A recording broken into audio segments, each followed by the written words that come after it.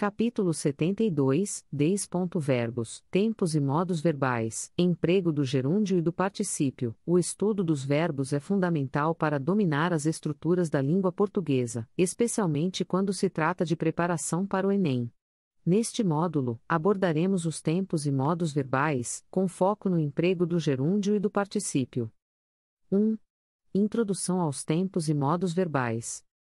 Os verbos são palavras que expressam ações, estados ou fenômenos e se flexionam em tempo, modo, número, pessoa e voz. O tempo verbal indica quando a ação ocorre, presente, passado ou futuro, enquanto o modo verbal expressa a maneira como a ação é apresentada, indicativo, subjuntivo ou imperativo. 2. O gerúndio. O gerúndio é uma forma nominal do verbo que expressa uma ação em seu desenvolvimento. Em português, o gerúndio é formado pela terminação do. Por exemplo, em estou estudando para o Enem, o verbo estudar está no gerúndio. No entanto, o uso do gerúndio pode variar dependendo da região do Brasil. Em algumas regiões, é comum o uso do gerúndio para indicar uma ação futura, como em vou estar enviando os documentos amanhã.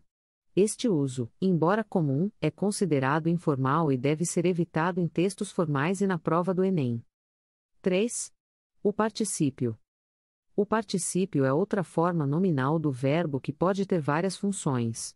Ele é usado para formar os tempos compostos, como em ele tem estudado muito, onde estudado é o particípio do verbo estudar, e para formar a voz passiva, como em o livro foi lido, onde lido é o particípio do verbo ler. O particípio também pode funcionar como adjetivo, concordando em gênero e número com o substantivo que modifica. Por exemplo, em crianças educadas são bem-vindas, educadas é o particípio do verbo educar usado como adjetivo. 4. Verbos regulares e irregulares. Os verbos regulares são aqueles que seguem um padrão na formação do gerúndio e do particípio. Por exemplo, o gerúndio do verbo regular falar é falando e o particípio é falado. Por outro lado, os verbos irregulares não seguem um padrão fixo.